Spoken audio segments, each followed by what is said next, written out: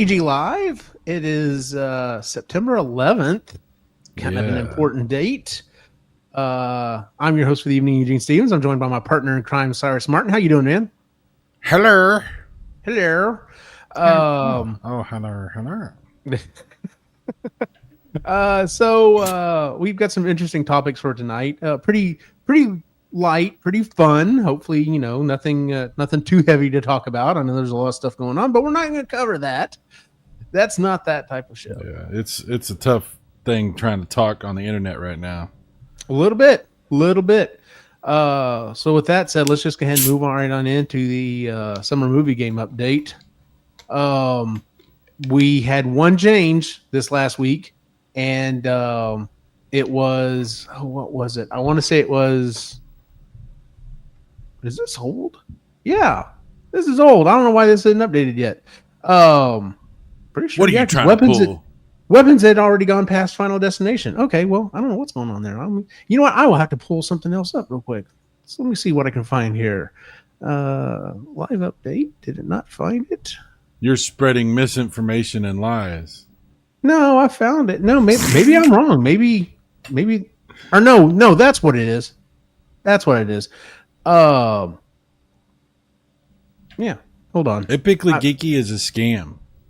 Apparently it is. Oh, where was I? Summer movie game update. Donkey. Where is it? I know I've got it here somewhere. You know how I don't know about you, but like I've gotten to the point I've become so organized and stuff is in different places, and I'm trying to keep it that way. But it's to the point that I'm like, am I over organizing stuff? Like, am I making it more difficult than it needs to be to find some things? Mm-hmm. Wouldn't be the first time I've done that. Yeah, I know that's true. I remember the old really. All right, let's see here. Raw data, total movies. Yeah, I guess I just didn't update this for some reason. Okay.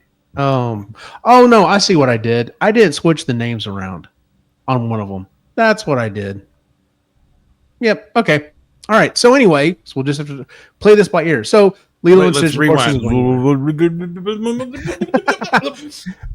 and Stitch isn't going anywhere. Superman's fine. Jurassic World staying where it's at. Fantastic Four not going where. How to Train Your Dragon, same thing. Mission Impossible. Thunderbolts is still number 8. F1 is right there. Like it's right there. Literally this weekend, Thunderbolts had 190,274,328 as their total gross. F1 had 189 million, 13,826. So it's just over $1 million short. This coming weekend, technically Sunday, will be the final day of the game. And it should say weapons at 143 and Final Destination Bloodlines at 138. That's the problem. That's what was throwing me off. Okay. That being said, so we may have one more change. It depends on whether or not F1 can clock $1 million. This last weekend. Here's what we got to do, Eugene. Everybody watching, as soon as this show's over, let's all go watch F1. Let's put them over the top. And watch the movie. I still have no idea why anyone's watching it, but whatever. Obviously, some people are watching it because this last weekend it made $500,000. But that's the thing. Like, it's near the very end, and it only clocked $500,000. Now, it clocked $500,000 throughout the rest of the week last week, so it did make over $1 million. But if it fails to do that, we're looking at the final scores. So it is literally coming down to the very last week for this game. And I love when it does that, but it's kind of crazy when it does. Let's see here. Make sure I didn't mess this up as well because, me.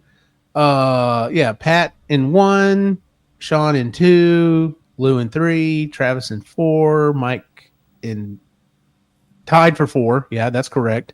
Ray in 6, I'm in 7, Chris in 8. If somebody's tied for 4, isn't the next person 5th? No, because I've never seen it that way. I've always done it where they're tied for 4th. Well, then you wouldn't have a 5th. Okay. So If but I maybe- was 6 though, I would be protesting that. That's all I'm saying. well, since there's no money to be made from this, I'm not that worried about it. All right. So if Ray has a problem with it, he can talk to me. I'm looking out for you, Ray. All right. Now that I've got us totally sidetracked because I messed up one little thing and completely threw myself off. That's our summer movie game update. Like I said, we've only got one more week, so when we report next week, that'll be the end of it. I'm looking at trying to do the fall winter movie game. I think the scores on this tell me 100%. One of the questions we had at one of the earlier shows was, are movies back? Every single movie here made well over $100 million. I think the answer is they're at least back enough that we can play these games. I mean, those are good numbers, dude. They are good numbers. Yeah. It's still always surprising to me. Not always, but I still cannot get over that Lilo and Stitch made so much money. Like it's just. Well, I mean, it's Lilo and Stitch. I mean, it's for kids. It's for people that grew up with Lilo and Stitch. It's got a lot of appeal there, you know.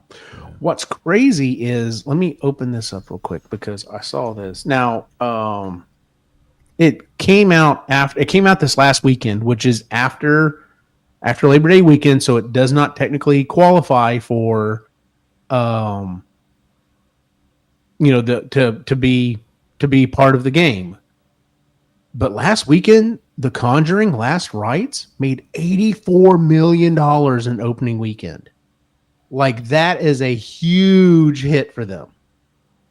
84 million? $84 million. Like, I literally had to do a double take when I was updating the scores earlier this week. I was just like, wait, no, really? It came out in just 1 week, $84 million. And like, that's insane. Wow. So I'm kind of interested just to kind of keep track of it, just to see how well it does. What's the biggest opening weekend of all time? What movie do you think?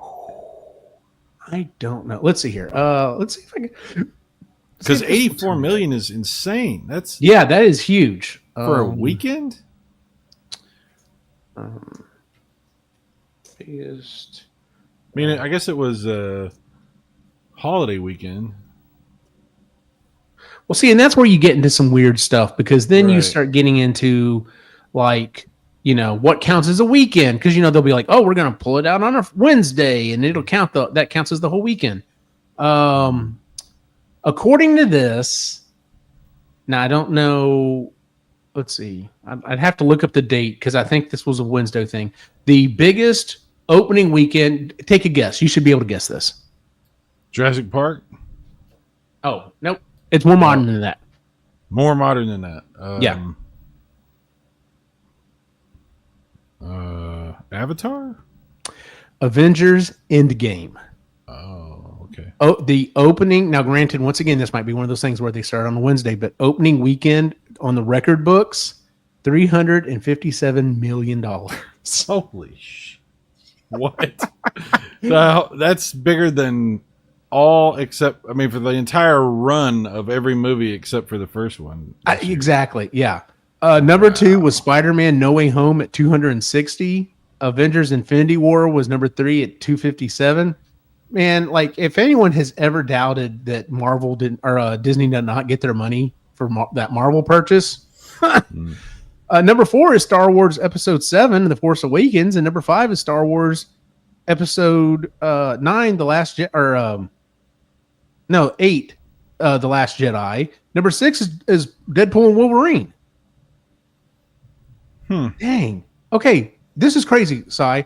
So, of the top 10 highest weekend grosses, Avengers Endgame, Spider-Man No Way Home, Avengers Infinity War, Star Wars Episode 7, Star Wars Episode 8, Deadpool and Wolverine, Jurassic World, of the Avengers, Black Panther, Lion King.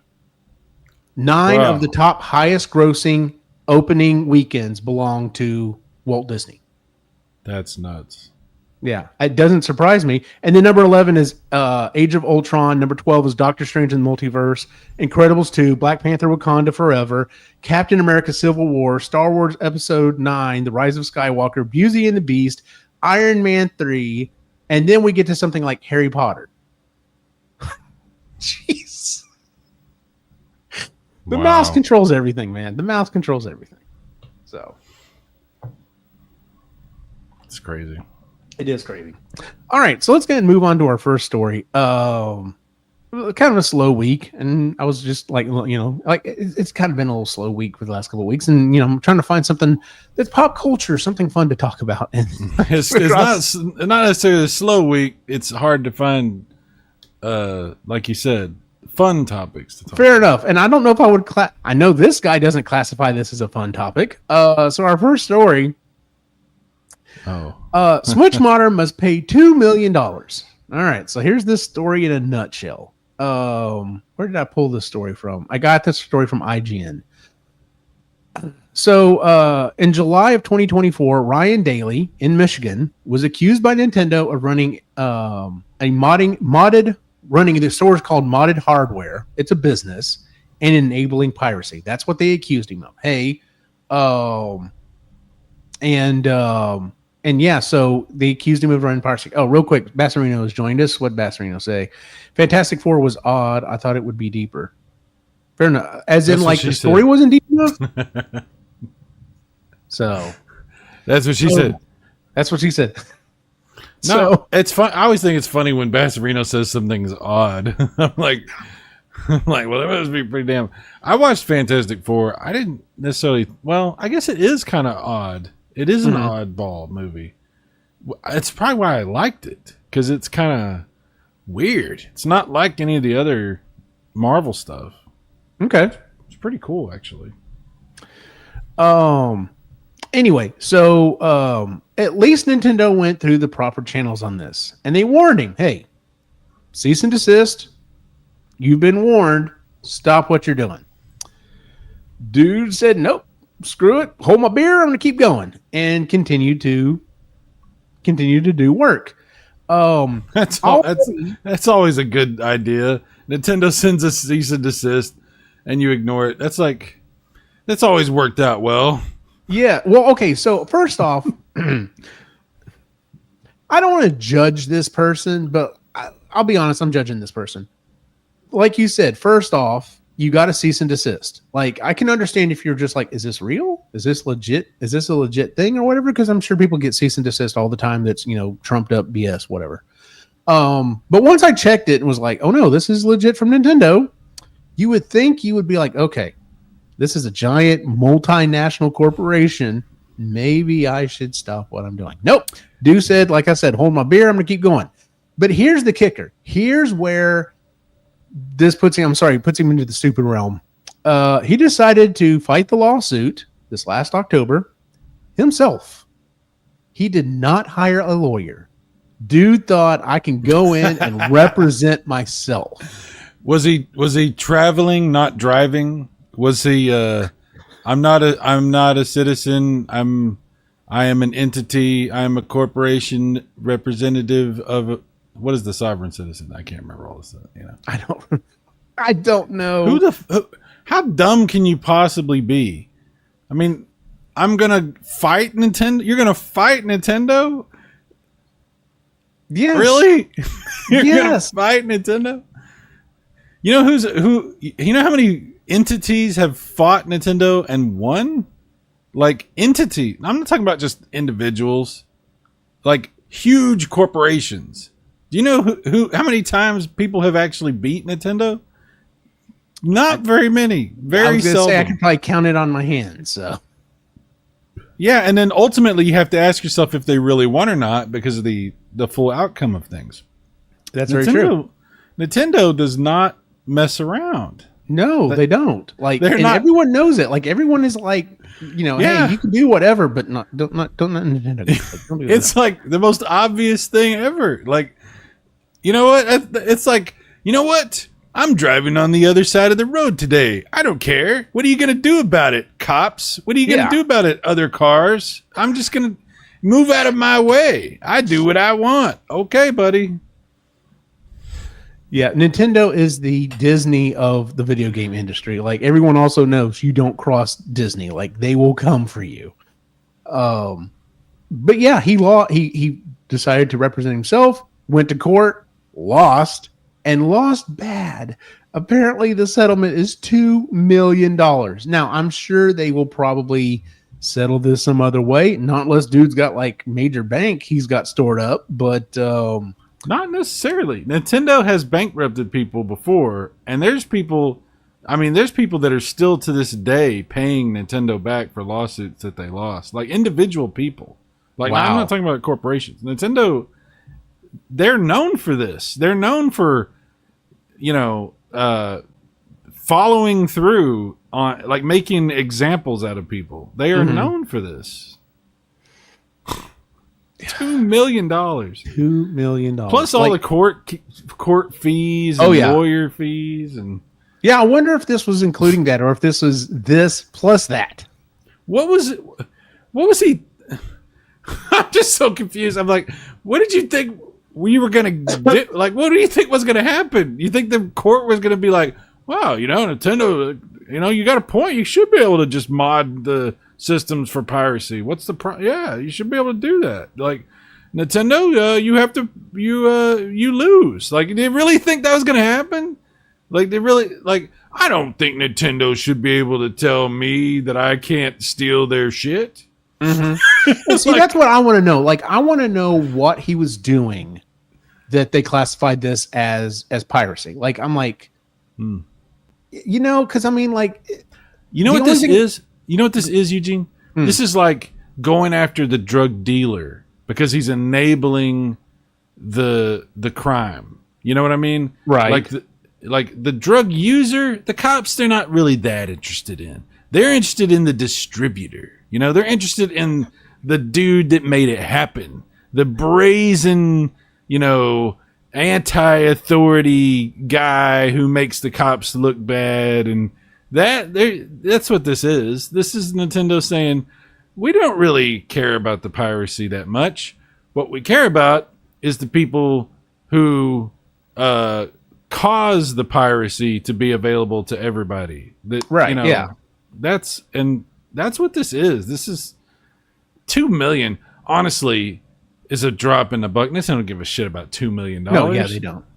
They lost way more than that on the actual piracy just from that last Zelda game. There was a whole thing about that. Mm-hmm.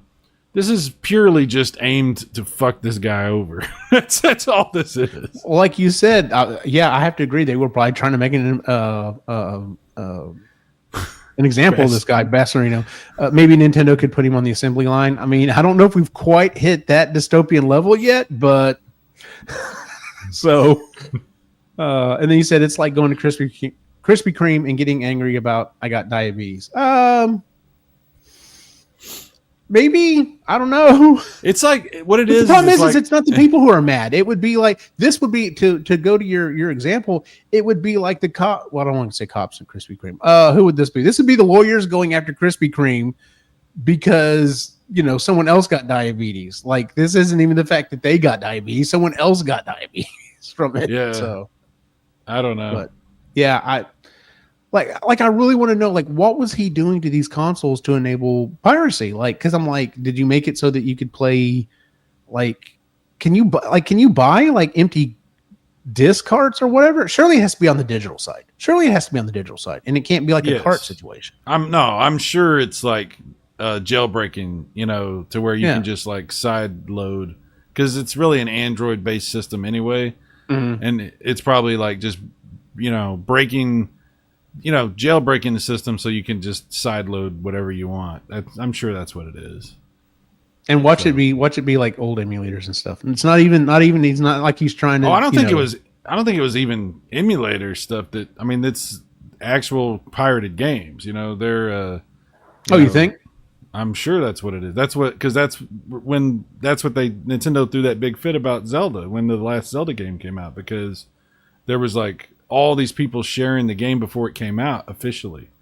Because maybe I didn't hear about that. Maybe I just thought I heard about that. So tell me about that. Well, okay, so the last Zelda game that came out, I can't remember what it's called. Tears of the Kingdom. Tears of the Kingdom, yeah. Yeah, it's not even out yet. It's not even like officially launched, and the ROM file for it is on the internet being shared by everybody, and so the piracy was like rampant for it. Mhm. Like I was out there and people were taking it and running it on an emulator. There's this one emulator that they were running it on where it ran almost, really, really good. And Nintendo went after the emulator people and they did away with that emulator. They actually sued they had to destroy everything they had and hand over all their software to Nintendo, basically. I mean, It was crazy. Yeah. And then there's this guy who's this is all part of that. This is all part of Nintendo going after people because of that, because of the situation with Zelda. That's what this really is. Man, that's crazy. Yeah, It's not about running emulators on your Switch. Nintendo doesn't give a shit about that. Nintendo cares about you stealing their fucking game right before it comes out and sharing it with everybody. That kind of pissed them off, You know what? I have to say, rightfully so. I think they were in the right on that one. If it was something like minor, like they're side loading some other old games that you can't normally play on there because we figured out that hey, it's a decent system, it can actually run emulators really well. That'd be one thing. But if they are legitimately, stealing ROMs and sharing them for legit brand new games, yeah, it's kind of side with the big N on that one. So, what's best for you to say? On a less goofy note, the entire industry is getting or clutching about content. You can hardly rip a video game these days without coming across extensions that have stopped working from new safeguard. Yeah, I mean, the whole copyright law has been a thorn in everyone's side. Well, and content producer sides forever. The whole you are allowed to make a digital backup of your thing, but you can't break the encryption to do it. Well, then that doesn't make any sense. You can legally do whatever in the yard, but you got to get through the fence and the dogs and everything first. So have fun with that. Yeah, see, that's why the people that do the Dolphin emulator got into all that trouble, because the emulator is fine. Nobody gives a crap about that. And Nintendo's like, all right, emulator, whatever. Emulate whatever you want. The problem is the guys that made the emulator included the encrypted Wii keys in their emulator because they didn't. Yeah, that was what got them. And it was like it's like, it's like they didn't want to bother reverse engineering and doing all that. So they just put all the keys in there. And of course, Nintendo's like, well, that's not cool, dude. No. I didn't know that. That's not cool. Yeah. Oh, geez. They had to take all that stuff out of Dolphin. It was horrible. It was so crazy. What's up, PJ? What's up, PJ? By the way, I love your icon, the Cookie Monster Godzilla mashup thing that came out several years ago. Yeah, that's awesome. So, once again, who the hell knows what this guy was thinking? And to do it out of a business, I get it. Maybe if you're doing it out of your house or whatever, so you can kind of keep it on the down low and just be like, listen, man, just don't let anyone know I'm doing this, unless you trust them or whatever. But you set up a business with a storefront and was just like, bring your Switch in. I'll make it so you can play games. What the hell, man? There's ways to do that and get away with it. But if you flaunt it in public in front of Nintendo and then challenge them in court, that was the craziest part for me still. I'm just imagining day one, the judge is like, all right, you sure you want to do this? Exactly. Yeah. I think you should have your license or whatever it is you have to be a judge. I think you should have it pulled if you don't spend the first 5 minutes going, are you sure? Are you sure? Are you sure? You're sure? You're sure? Come on. I would be like, before the trial begins, we're all going to watch a documentary about the history of Nintendo litigation. And then we'll begin if you're sure you want to do this. That would be hilarious. I mean, I'm just saying, I think it would be a public service, It absolutely should be. And obviously this guy should have looked it up in the first place. Come on, man. This whole thing, ugh. And here's the thing. So if he's not smart enough to have figured out, maybe you don't go up against the big N. Do you think he was actually doing the work himself, or do you think he was paying someone else to do it? Because And now, granted, I know people who are really smart about doing some things and completely stupid about others. So, I mean, it could be one of those situations. But most people I've met that are smart enough to be able to do some higher level hardware or software hacks tend to be a little intelligent on some things, like the law. I'm just trying. Look, I don't know nothing about the guy. I'm just trying to imagine. Imagine that I'm your. It's me. Okay, I'm your friend Eugene. And I come to you and I say, Nintendo is suing me because I modded people's Switches so they could play pirated games. What the hell, bro? Guess what, man? Guess what I'm going to do? I'm not going to stand for this. Guess what I'm going to do, Eugene? Go ahead, guess. I'm going to take them to court. At this point, I would be like, can you please delete me from your phone and your contacts? And like, if I've ever bought anything from your store, just delete that record, please. Like, I don't want any. But I'm going to win. I'm going to win. Sure you are, Bo. Well, I'll see you. I'll see you in 6 to 10, maybe. Who is Nintendo to tell me I can't mod people's Switches and give them free games? Who do they think they are? Bassarino, it's me, Mario. If you take from me, you get a wrench over the head. Yeah, pretty much. PJ, that's a true Leroy Jenkins move. Hell yeah, man. That is a Leroy Jenkins right there, man. You nailed it. He should have yelled that as he was walking in the courtroom. I'm just imagining, what is that movie where the guy says, in no point during this incoherent babble that we have all listened to did it make any sense? It's Billy Madison. Billy Madison. Because he gets up there and he gives his speech or whatever, and he's just like... the judge just lays that on him. We are all now dumber for having been in this courtroom. No Good day, sir. Yeah. Yeah, exactly. Pay your $2 million. Oh, man. I'm sure he has 2 million laying around too. You know, most multimillionaires mod people's Switches and they have a 9 to 5 at a storefront, you know, somewhere. I know some very reputable modders. Mm-hmm. You may. I know because I watched the interview this week. I know some very reputable modders. I guarantee you, nobody that's ever trying to make money off of that as a career or as a hobby or just as a favorite of friends would ever in any shape or form ever challenge Nintendo directly in court. Like, I also checked to make sure it said he was in Michigan, and I'm just like I was like, was the court case in Michigan? Because this smells highly of Florida man to me. Like, it's interesting, isn't it? Yeah. It's like, well, it just goes to show here, I can fight Nintendo. So it just goes to show stupidity knows no home or that's location. Right. That's absolutely right. So take that, Northerners. Yeah. Yeah. That's how we can take a victory out of this. Texas. Yeah. Let's move on to our second story. It may be a short night, but it's okay. We're having fun. We're having fun hanging out. And this is not much of a story. It's just more of a thing that just came across, and I was just like, we got to talk about this. So Lego announced a new set. Like, I will say they have been really good in the last few years. Like, they have a whole program where people can submit sets that they want to see made, and they've actually gone through and made them. And that's how we've gotten some really awesome things out of it. But yeah, so they announced a new set last week.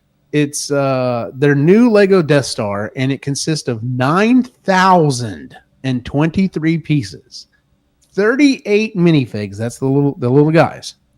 It is their most expensive set ever. It comes out October 4th. It is the new Lego Death Star. And it cost $999.99. Now, one of the things I'm going to bring up about this is I was looking online, and I did see some stuff come up on, reels and stuff like that, shorts and everything. People talking about this. Now, I am not heavily into the Lego community by any means. Like, I have a few Lego sets that, are mainly have been gifted to me or whatever. And they're very specific things. Like, I have the Lego Ecto 1, which I thought was really cool, but I actually bought that secondhand from someone else. I did get the Lego Optimus Prime that transforms. He's actually at my office at work. I even went so far as to buy light kits for him so that I can install like actual lights that light up on them and everything, because I thought they were so cool. But yeah, and there is one more Lego set out there right now that I really kind of want. They released a transforming sound wave that actually has the tapes, and he transforms and has it. And I'm just like, man, that would be really cool. But at I think $150, I'm like, ooh, that's a little hefty. I have something I would like to say about this. Absolutely, go ahead. Is there any way you can make that picture bigger? I can work on that. Tell you what, we'll keep going, and I'll see what I can do. So, actually, what if I do this? Is that big enough? That's perfect. Okay. So now I want to say something. All right. What are you going to say? I'm looking at this room, and I'm looking at the other things in the room, and I'm looking at this guy, and there's no way that dude is buying that damn Lego Death Star. Look at this guy. Well, why? Look, he's got his fancy little bowls, his artistic table, little crystal, I don't know what that is, candle maybe. In the back, he's got his nice little artistically pleasing feng shui setup with this guy's not buying a fucking Lego Death Star. Like this, what the hell? Look at this guy. Look, this is the fakest acting I've ever seen. I don't even think that Lego Death Star is in the same frame as him. He doesn't know what they have him looking at. If he knew what they had him looking at in this photo, he would have been pissed. Are you kidding me? Fair enough. What's on the other side of it? Does it look like a Death Star on the other side? So I don't know. I have not seen the other side of this. Okay. Well, that's kind of important, right? I mean, it looks kind of interesting from a toy perspective, but it's still Lego stuff. I mean, it's not like this. This is my problem with the Lego toy stuff. When they do like Lego Star Wars or Lego whatever, it still looks like Lego stuff. I mean, it does kind of look like Star Wars stuff, but it's like the goofy. I was gonna say something I shouldn't say. Well, then don't say it. It's like if it's like if Star Wars was. Never mind, I can't say it. I'm gonna get in trouble. Don't do it. It's like I'm gonna get in trouble. All right, you talk. All right, I'm talking. All right. So anyway, PJ Smith. PJ says it just doesn't look good to me for that price. Doesn't have that oomph. He said, yeah, this is so AI. Right. There's no way that dude cares about this toy. There's no way that guy. I'm looking at that guy right there. This guy has concert, like, he goes to like, I don't know, like jazz clubs, right? This guy he has tickets to like the symphony. This guy, he probably takes his girlfriend to fancy restaurants that cost like $400 for one meal. This guy probably drives like a car that's like a Bentley or something. This guy's not buying and oogling over the damn Death Star from Lego.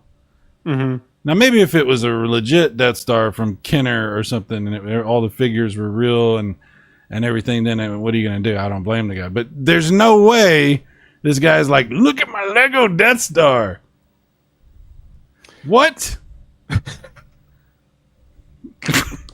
Who's buying this commercial?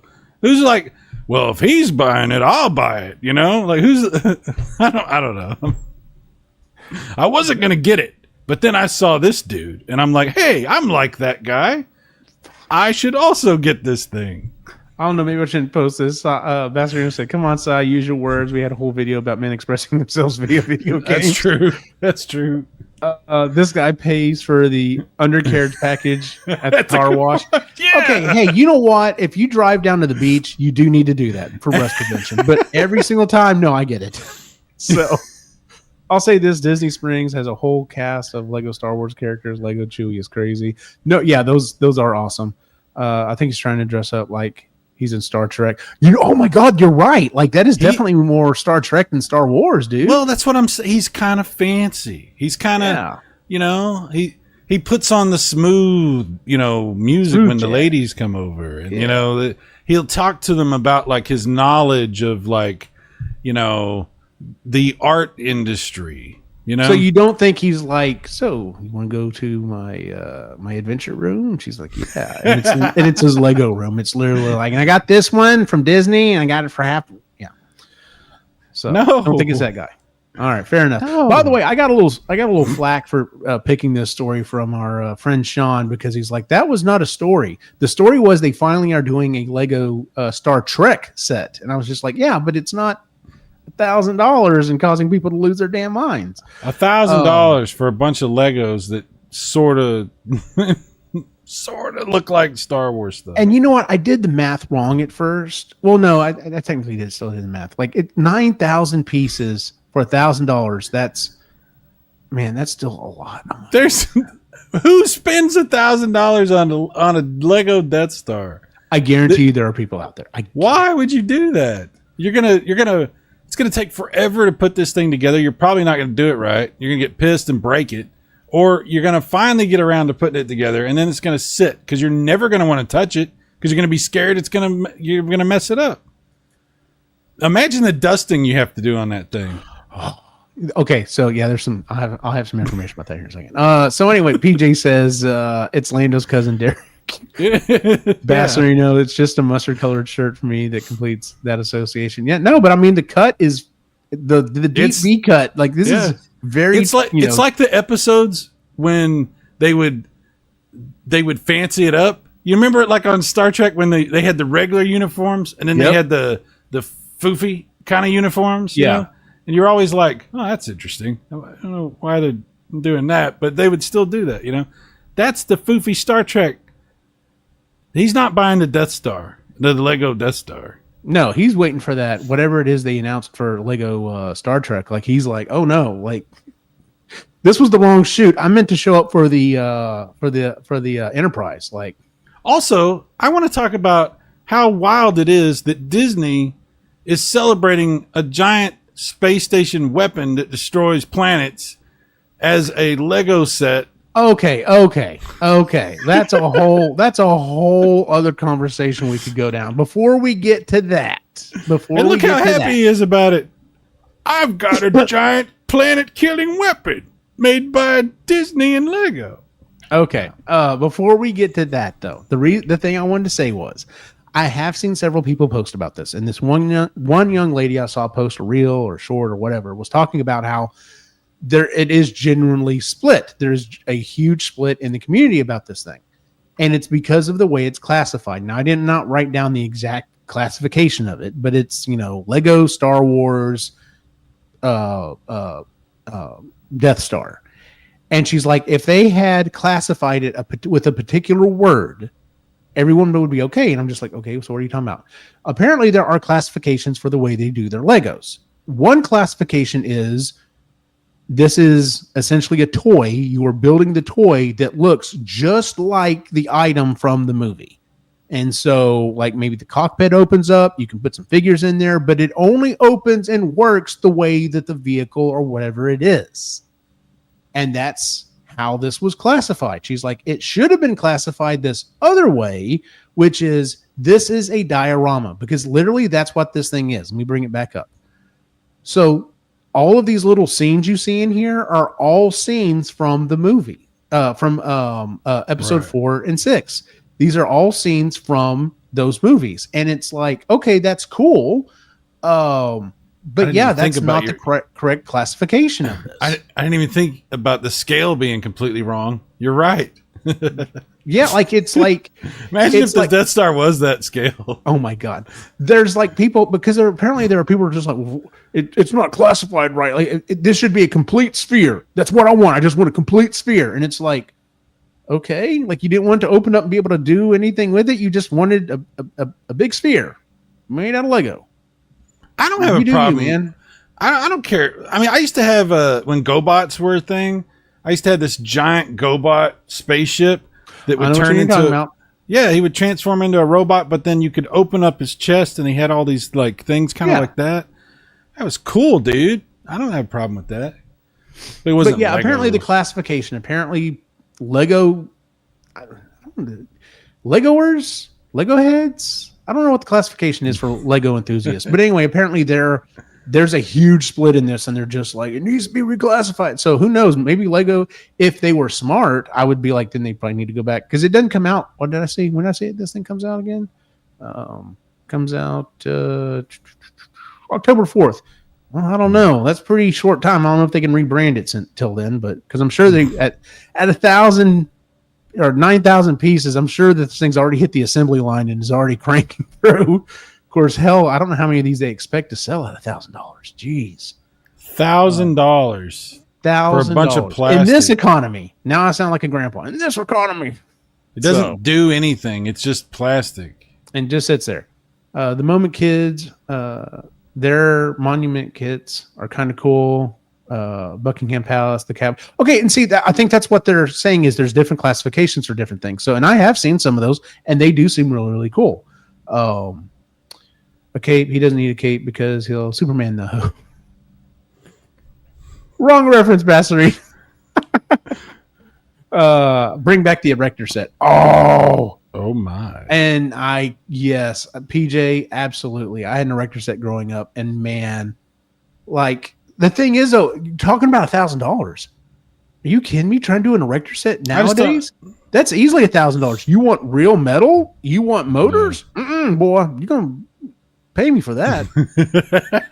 So we used to buy model kits. You know, they would have. This was what always threw me off when I was a kid. You would go and you would see this freaking awesome toy. You'd be like, "Whoa! Look at that Robotech thing that." It's a robot and it has the dude and it looks so awesome. Oh, it's a model. Yeah. My brother would be like the opposite. He'd be like, ooh, look at that awesome model. It has all this. Oh, it's just a toy. See, yeah, the whole model thing, like I have not put together a model kit in years, but I follow some kit bashers online on YouTube. And they've gotten much better. In fact, there are some. I think Bandai makes model kits for like even the Gundam stuff that no paint, no glue. It all snaps together, and it is very high quality. And I'm just like, no paint, no glue. Interesting, yeah. That is interesting because that sounds like yeah, exactly. Because that was the problem with the other things. It was dude, I bought models back in the day, and it was bullshit because. You couldn't do that, and I thought that you could. And I was so excited. I was trying to put them together. I'm like, what the? And my brother's like, nah, bro. Like a lot. I bought like 3 or 4 model kits of like cars, like really cool cars. And I remember there was Robotech stuff. Mm-hmm. And my brother, he was buying all these fighter jets and all this stuff, putting them together. They were all freaking badass. Him and my cousin would put together the fighter jets and load them up with like M80s and blow those suckers up. Oh man, that's a lot of work to blow that up. Yeah, but it was cool, and we couldn't even video it back then. It just was like, it sucked. You blow it up, and that's it. But PJ, we did the model rockets. I never did the model rockets thing, I've always thought it was cool. Basserino, the movie The Sandlot was peak advertisement for a Erector set. Yes, it was. Oh my God, I forgot about that. You are 100% correct on that. Yeah, I missed out on rockets. Yeah, I've never really kind of gotten into any of that stuff. One thing I'll say, they did one thing right with this because they didn't put any kids in this because there's no kids. Oh, absolutely not. No, this is not for kids. No, kids would not buy this. Kids don't even want this. This is for our age. No, kids think they want this, and it's like, no, this is not for playing with. What do you mean don't play? You don't play with this. Like that's. There's a certain age you have to start having conversations with kids, and you're just like, there are some toys that you play with, and there are other toys you don't. And they're like, what do you mean you don't play with a toy? Well, it's just for looking at. I've never learned that lesson, Eugene. I don't think you have. I don't know what you're talking about. I definitely know what I'm talking about because that's why everything in here is covered with glass. So Oh, by the way, we're high enough up that no one can actually get to it. So your cases look very good, by the way. Thank you, by the way. So, because so I actually had a thought, like, my grandmother turned 96. I'm pretty sure, when she does, because we still do like events when we get together as that part of the family, we still do it at her house. And I'm sure when she passes, we will probably move to my aunt's house. But it has crossed my mind that I'm just like, well, I've got a brand new house and I've got lots of room. I guess I could maybe volunteer. But then I thought, no, my cousins have a bunch of little kids and I don't really want to I'd have to lock the door here and be like, no, there's nothing behind that door. That door doesn't even exist. You could have a problem. Exactly. Sure. So I don't think I'm going to volunteer my house. Plus, I would definitely have to check with the wife first. She'd be like, you did what now? Yeah, it'd be like, don't go in that room filled with candy. That's exactly. Don't candy and video games and exactly. I was too entrenched in musician life to get into it. No, fair enough. I don't know anything about that life either. So I always wanted to do radio controlled airplanes. Those were probably, they were. And see, there's a guy at my work. He's really into RC cars, but like the high end ones, like he has one or two of them that someone has to be driving a car and he has to be in the car to get the vehicle up to top speed because it will go that fast. And I'm just like, wow, that's crazy, man. Like that's insane, but that's what he spends his money on. That's what he's into. So I have some other friends that do that. I've owned several remote control cars and I had a couple of boats too, which that's pretty cool. Yeah, it is. But I never had any expensive ones. The ones I had were pretty cheap. Yeah. I think the most, growing up, my dad, my grandfather's had a I don't know, 70 some odd acres of land and he had 3 stock ponds. And I'll never forget my brother and I for Christmas got a remote control boat and a remote control submarine. And I remember playing with them some. I remember my dad and my uncle playing with them a lot more than we did.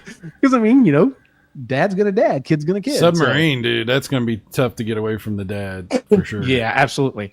But yeah, so anyway, and then like when we ended up getting a pool, my dad ended up buying some remote control boats, and we had those while we had the pool. Of course, the pool wasn't very big, so they couldn't go really far. But it's a remote control boat. Like there are certain things. Years ago, my dad got my boys these train. He got train sets, and we didn't really have a place to put them, so we just kind of like cleared off the dining room table and just kind of remotely set up. And it's just funny, like as we were playing with it, you got my boys who were a little bitty at that point, and you got me, and then you got Christy, you got my dad, and you got Christy's grandfather, and I'm just like, there are certain things that just like it's like moss to a flame for like dads and grandpas and remote control items, model railroads, like that will draw everyone in. Like it's just like that's just awesome. Absolutely, yeah. So there's more than one Darth Vader, and I'm pretty sure more Luke Skywalker in the set Basserino. So to not touch something, the worst case of that was with my distant non-working relatives. They had his collection of untouchable. Yeah, like I get it. Like when you're a kid, especially you go to someone's house and they got cool stuff and you're like, no, this is not for touching. And you're just like, what? Why do you have it? Like that doesn't compute for a little kid. So it's a challenge. You're like, oh, we're not supposed to. I see. Okay.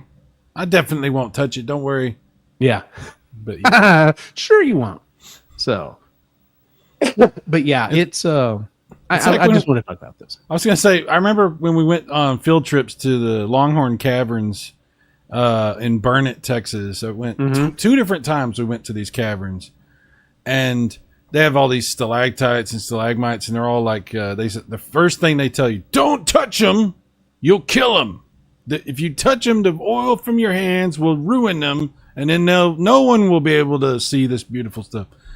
And we're like, oh wow, we definitely don't want to kill them, but we're gonna touch them. Yeah. Oh man. But yeah, it's this is like part of me is like as I sit here, I can't imagine spending $1,000 on Legos. On one Lego set. Oh yeah. There's a you can get that. I don't want to tell you how much I spent on that damn thing. But that was also over 5 years, and it was multiple. Anyway, go on. But needless to also say, I'm never doing that again. You know what? This is a good point, Eugene, because we all have toys we've spent too much money on. That my issue isn't. Yeah, you know what? I'll say this: $1,000 is a lot of money for Lego stuff. But I can't really judge about that. That's fine. Spend your money however you want to spend your money. Fine. I bought stupid shit that I don't need. It costs way too much. That is ridiculous. I understand that. I get that. Yeah, fair enough. Yeah. But that Lego Death Star, that I just can't understand why you look how gargantuan that thing is, and it's gonna fall apart, man. It's not gonna work out, dude. That's a whole other thing. Besides the money, where do you put something like that? Because I'm already running into that issue with this thing sitting over here. Right? There's a podcast I listen to, specifically about toy collecting. It's and they've coined a term called space danger, and it's the reference to, man, that looks really cool, but I am totally running out of room in my collecting office or room or wherever it is. Like, I can get that thing, and there's lots of conversations. I could get that, but I might have to sell this collection. It's like, do I really want to get rid of all of my Masters of the Universe collection so I can get this other thing? And then, yeah, it goes back and forth. And yeah, there's one guy on there that's like started collecting and sold his entire collection of something multiple times because he keeps going back and forth. And they're just like, dude, just hold on to it now. I've had to sell so much stuff, and I've rebought so much stuff that I sold. I can't even tell you how many times. Mm-hmm. Even recently, like all the game consoles I sold over the years and then would rebuy them later. But the biggest one that that's on my mind at the moment is Game Gear, because I sent my Game Gear to Chris to have him do a full mod and work up on it and everything for the screen and everything. I'm so excited to get it back. And I have an EverDrive for my Game Gear, so I can play, whatever. But I had a really good Game Gear cartridge collection. And I sold it a few years ago when I sold a lot of other stuff. Because, money's a thing. Oh, yeah. We've all been there, Dave. But I keep thinking about those cartridges. And I'm like, I looked up some on eBay, and I'm like, fuck! They're like 5 times now what I paid for them. I'm like, God dang it. I can't rebuild that collection. It's you said you have an EverDrive. You're going to be playing. I don't need it. You're right. I don't need it. And you're playing it on the hardware. That's your big thing. I know you, Cy. As long as you're playing on original hardware, you're good. So don't worry about it. You're good. You're good. A lot of stuff is too much lately. Like, I see box PC games and it's amazing novelty, but I remember being young, losing that shit too. Yeah. PJ, isn't there a better version of the Lego Death Star than that hokey one? There's that classic one, but they haven't made it in forever. It was very famously was it the first Marvel Spider-Man movie? Yes, because remember, he goes to show off his powers to his buddy, and he has it in his hand, and he drops it. Like, they haven't made that in years. Apparently it's super expensive. I don't know if it's $1,000 expensive, but it's expensive. Yeah. All someone needs is a cleanup from Clueless Person. Okay. Luke's Awakening. Cy, if you do the math, you'll figure it out. This is a reference to my Atari Jaguar. The Atari Jaguar. Which is a whole nother ball of stupidity that we could roll through together. Yeah. Like, I totally like the one. There are some things that I've sold that I'm just like, no, I'm glad I got rid of it, because in the end it was fine. Like, I had several Transformers Generations action figures that, for the time when they came out like 20 years ago, were the best action figures I could find at the time, and my boys actually got to play with them, which was fine, because there's a whole road we could go down here of whether or not toys are better or worse than they used to be. Let me tell you, when my buddy Lewis tossed my Optimus Prime and broke his leg, it was never the same. On the other hand, on these new ones, on a lot of the pieces, if an arm breaks off, it's a ball and socket joint. It just snaps right back in there, and I'm just like, oh, this is the best thing ever. In fact, I listened to this other podcast about toys, and they go through every episode. They go through a year of a different series, and this week they literally just started 1984 OG Transformers, and they get to talking about that. They're just like, man, these are some great toys, but I still feel like to this day, if you look at them wrong, they'll break. And of course, they brought up Megatron was number one on the list. I was like, yeah, great looking, really good looking gun. Not that great looking robot. For us in my home, there will never be a greater tragedy than Devastator, the Constructicons. Because me, my brother, and my cousin all bought different Constructicons so that we could put them together. And we made Devastator one time. Mm-hmm. One time we made him. And we're not even like messing around too much, just playing with him a little bit. Sucker broke. Yep. Broke in half. And that was the end of that. I broke my Shockwave the moment I was trying to transform him for the very first time. Like literally, there was one little part that one of his legs got caught on, and it snapped part of it was kind of like what you'd consider like an inner thigh area. Yep. I was just like, I just cut it out of the box. Like, I was so pissed off. I was like, Mom, I promise I was being, and she's just like, I get it. Like, yeah, Mannon had that too. He had, I don't know if you remember this, Eugene, but Radio Shack used to put out generic Transformers. Yes, I do remember that. My brother had the gray generic Shockwave from Radio Shack. Exact same shit happened. Yep. The nuts break. Same mold. Yep. Same bullshit. God dang it, man. Luke's Awakening. You love my Transformers collection. Yeah, dude. Like, I would love to see. Have you seen Luke? Luke hadn't done it in a while, but he used to do a bunch of videos about toys and stuff. Cool. Luke actually turned me on. What you got? I got to tell you. No, I got to continue the sentence because if I end it right there, you're going to think that's really weird. Yeah. Luke turned me on to some toys that I was very surprised about at the dollar store and the Dollar General. At what was it? Dollar something. Dollar General had, or I don't remember, Family Dollar, whatever. One of these places. They had these G.I. Joes, these generic G.I. Joes that came in a set. And it was like multiple vehicles, multiple figures, like really cool stuff. And it was like $20 for like everything. Wow. And it had a big tank. I got all this stuff in the other room. It's all put up, but you said Dollar Tree. Yeah. And it was like $20 for all this shit. I bought all this stuff. Of course, I don't really do anything with it. Like I said, I put it in a box. I don't know why I bought it. But I was just blown away because I was going to get all these toys for $20. And I was like, and they're good quality. Like it was almost like as good a quality as regular G.I. Joes. I was very impressed. Nice. There are good stuff out there. There is. Yeah. He says there are some original G1 Transformers that look so bad. Yeah, and they were talking about that on there. Yeah. That was one of the other big things was on this show. They were talking about how, we got, I'm sure you know the story. Hasbro went overseas. Was like, hey, we want to license these toys. They brought them over here. They're like, okay, and then they went to Marvel and they were like, hey, we want you to create a comic series and need you to come up with the backstory and all this other stuff. And they literally, we're going to work on a cartoon. So you've got the toy that looks one way. You've got the Marvel comic that looks a different way. And then you've got the cartoon that looks even a little different than that. And there are some that you're just like, yeah, I've got Ironhide. Where's his head? Right. What is this?